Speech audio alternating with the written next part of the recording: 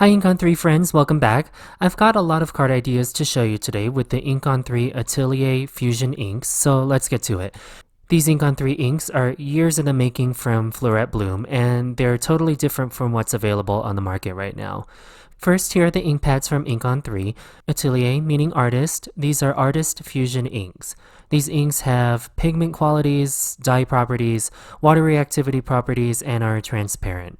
These inks are made to pair perfectly with the Ink on 3 Blackout, Hybrid, and Fade Out No Outline inks, giving you boutique quality cards, and the best thing is, it is really easy to create stunning handmade creations with these items from the Ink on 3 store.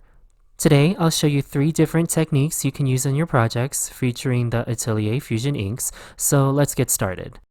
The first and probably most obvious thing to do with these inks and ink pads is to color your outline stamps. Here, I've got the big Bold Magnolias stamp set from Ink on 3, and I will stamp one of the largest blooms in Blackout ink onto some inexpensive watercolor paper. This is a panel of Canson XL, which is largely available at any of the big name crafting stores. I'm taking the water brush directly to the ink pad and using it as a large watercolor pigment pan, essentially. I'm not doing anything special with the coloring, simply starting at the base of the flower petal and diffusing the pigment out into nothing.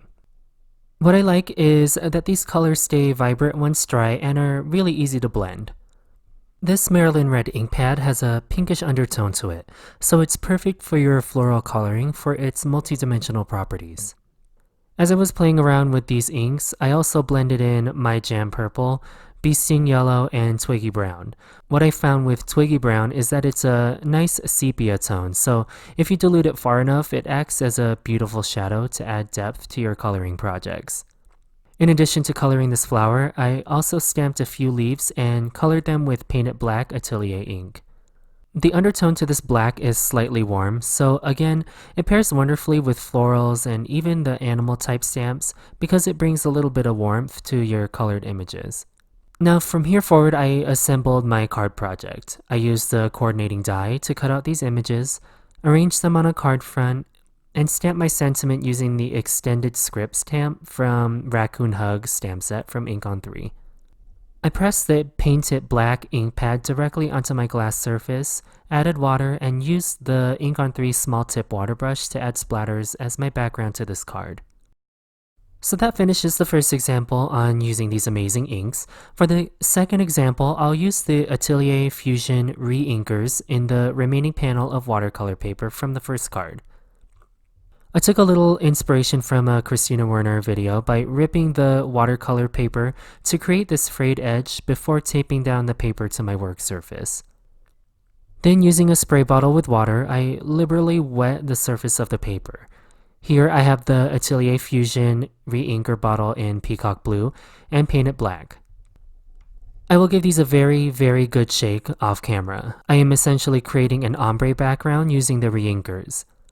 I don't like fussing with layers and layers of ink as I found in traditional pan colors, so using the ultra pigmented re-inkers goes much faster for me.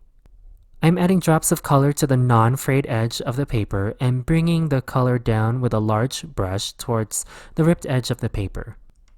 I will take a heat tool and dry the paper between the layers to ensure I get a rich and deep blue. To add a little bit of darkness, I used the painted black re-inker as well and let this panel fully dry before creating the card. So again, like the previous example, this is where I will show you what to do with this ombre panel. I added some white splatters to this panel, concentrating the pigment toward the top edge of the paper, so it looks like as if there's snow falling, or in my case, I'm creating a night scene. I cut the panel in half and ended up with 2 identical cards. I added this sleeping raccoon image, again from the Raccoon Hugs, and one of the elongated script sentiments to the front of my card. And that finishes the second ombre example with the Atelier re-inkers. This one is really easy, and I think overall it took me about 15 minutes to create these 2 cards. Really the only limiting factor is if you've got a heat tool or not to dry between the layers of ink. Anyway, this last example features 3 cards. I got really carried away with the blendability and water bleaching properties of these Atelier inks. If you love that antique vintage look to your cards, these inks are so easy to work with, and I'll explain why that's so important for me in a second. Here I have a fall blend of colors. This is Bee Sting Yellow, Marigold Orange, and My Jam Purple. Now, I ink blend like I brush my teeth, which is a little too hard. I know I'm supposed to do a light touch to these ink blending tools, but for some reason I want to press so hard onto the paper that for other dye inks, I end up creating these hard circles on my ink blended panels. With the Atelier inks, I found it much easier to correct for these mistakes, and I feel like I get a decent blending that I won't get from other inks.